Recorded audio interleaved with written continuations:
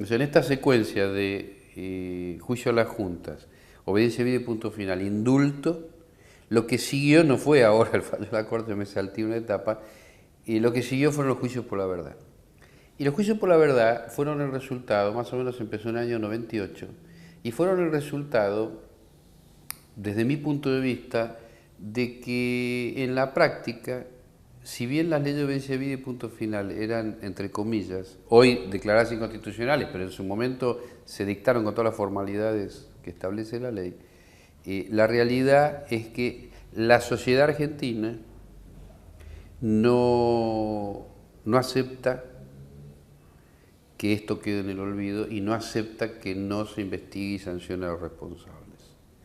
Al no aceptarlo, porque hay dos posibilidades como siempre, o que una sociedad acepte ese estado de cosas, en cuyo caso van a pasar no 30, 300 años y jamás va a ser ni investigado ni sancionado, o que no lo acepte. Y el juicio por la verdad llega porque la gente que está damnificada en forma directa se presentó y dijo, miren, nosotros sabemos que hay dos leyes que impiden los juicios, pero nosotros tenemos derecho a saber la verdad de lo que pasó con nuestros familiares. Eso es independiente de que se haga o no un juicio con sanción. Y esto es lo que finalmente el Estado, a través de la Cámara, de la Corte, termina diciendo, sí, tiene razón. El derecho a la verdad es independiente de que haya leyes que no permitan juicios tradicionales, con sanción y con acusados. Ahí entonces se genera esta cosa sui generis, que yo creo que es única en el mundo, que es el juicio por la verdad. Es decir, bueno, hagamos un juicio que no tenga acusados, porque no se puede por la ley de obediencia debida y punto final, pero que se pueda saber a través de esos juicios o de ese proceso qué es lo que pasó, la verdad.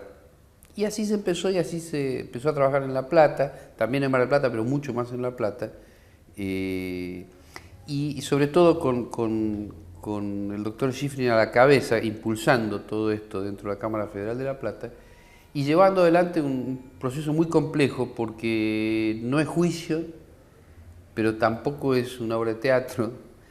Entonces, ¿qué es? Bueno, es un proceso por la verdad, digamos, se llama juicio, es un proceso por la verdad.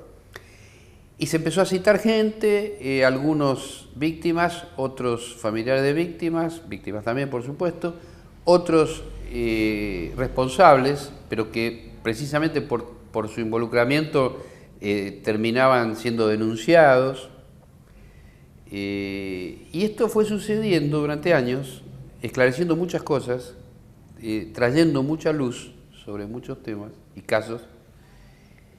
Pero a mi entender, pues esto es algo que yo lo seguí, estábamos en el mismo edificio incluso, mi sensación hace unos años fue que la verdad no alcanza. Esos juicios estaban logrando conocer la verdad de algunos aspectos de lo que pasó en la Argentina con ciertas personas.